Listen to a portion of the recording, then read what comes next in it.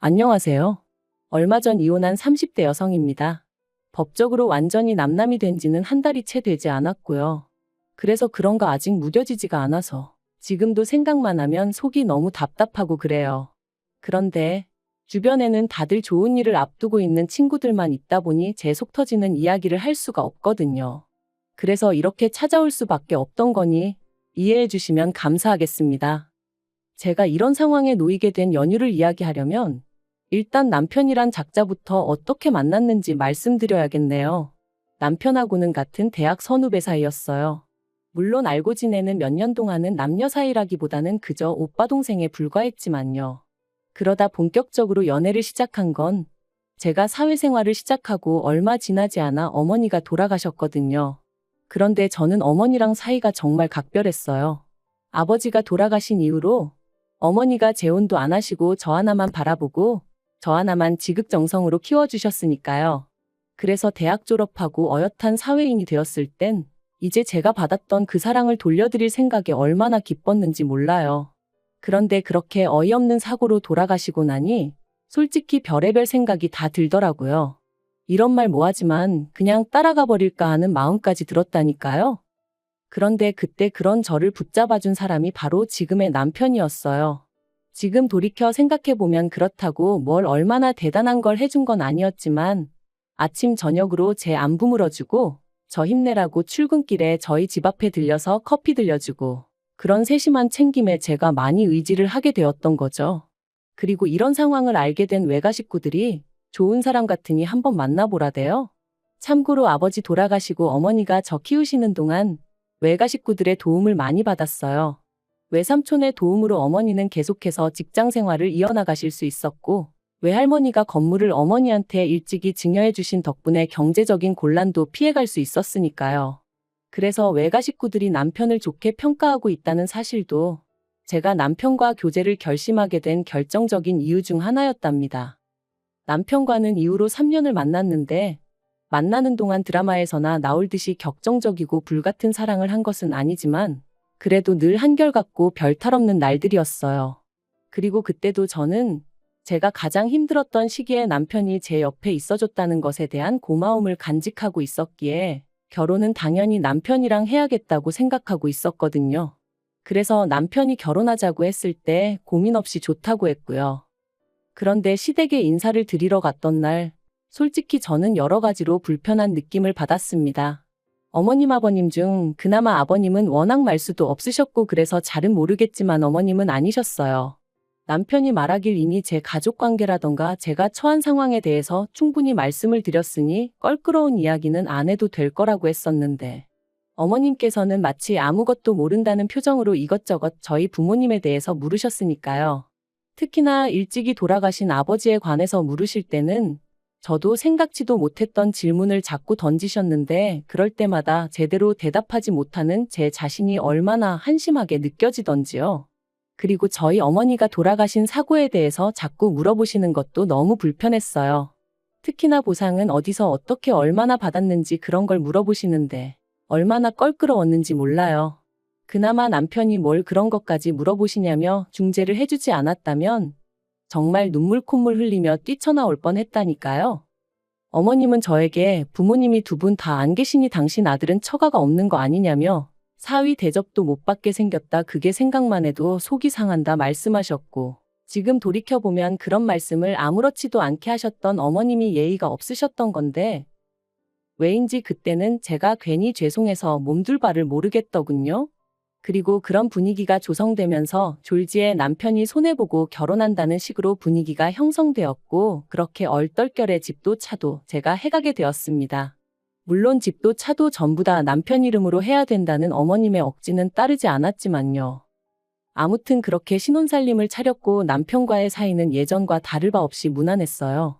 하지만 그런 저희가 한 번씩 부딪힐 때가 있었는데 그건 바로 시댁 이야기, 돈 이야기가 나올 때였습니다.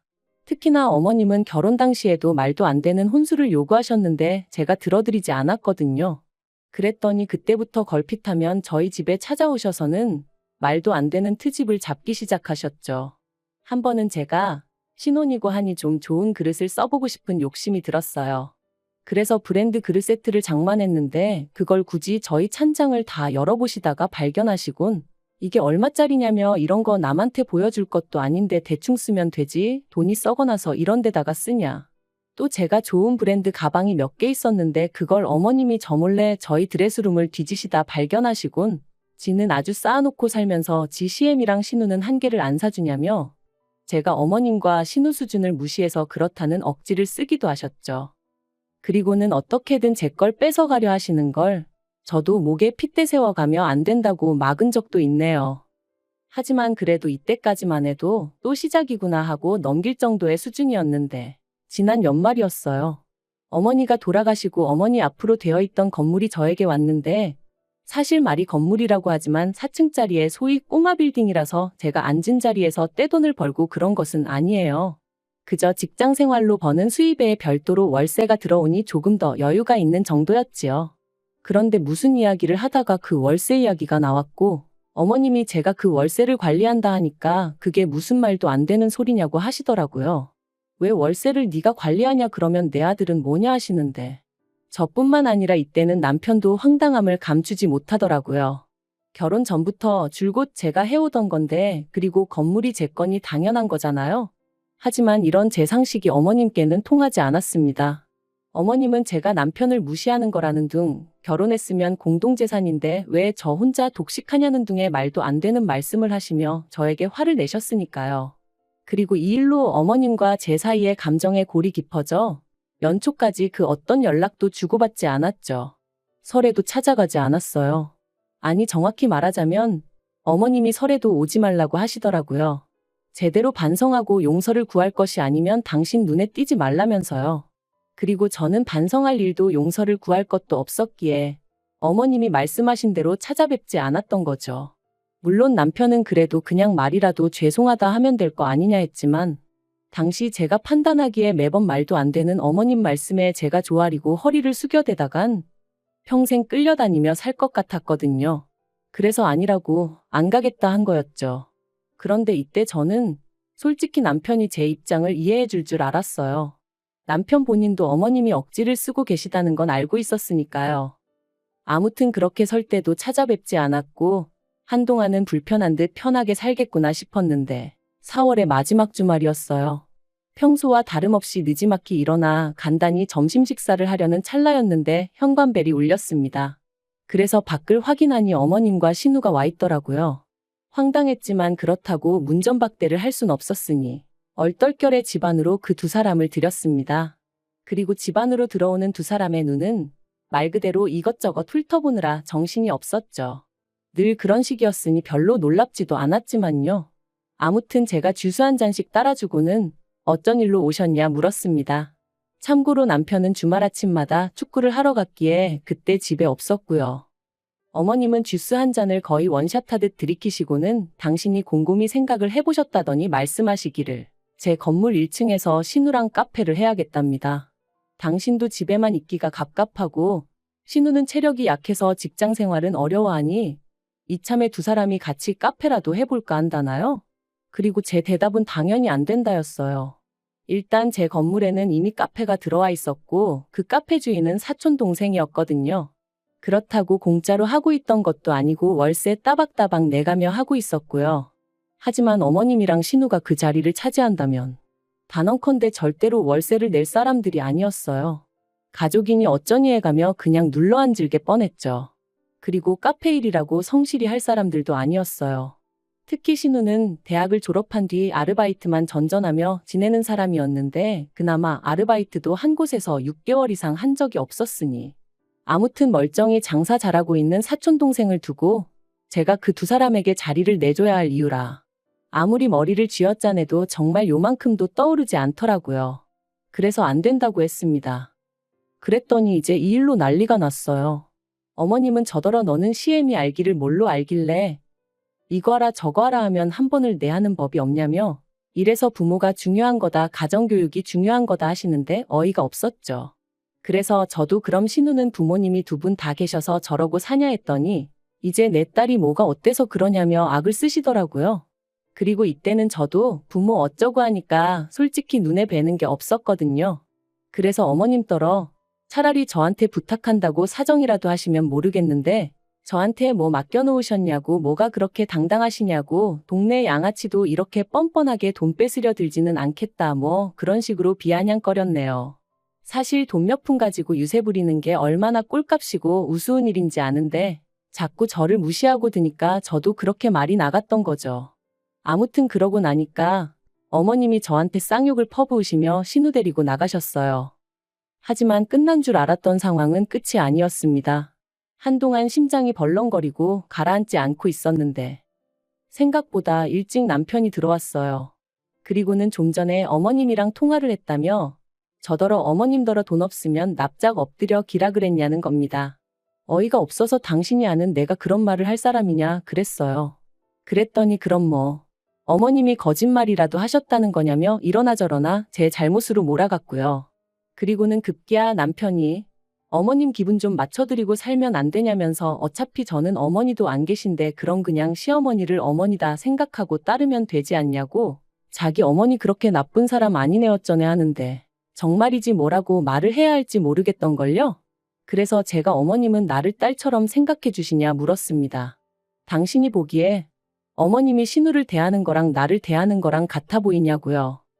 하지만 남편은 계속해서 어머님의 잘못을 인정하지 않았고 어떻게든 오로지 제가 숙이고 들어가기만을 바랬습니다.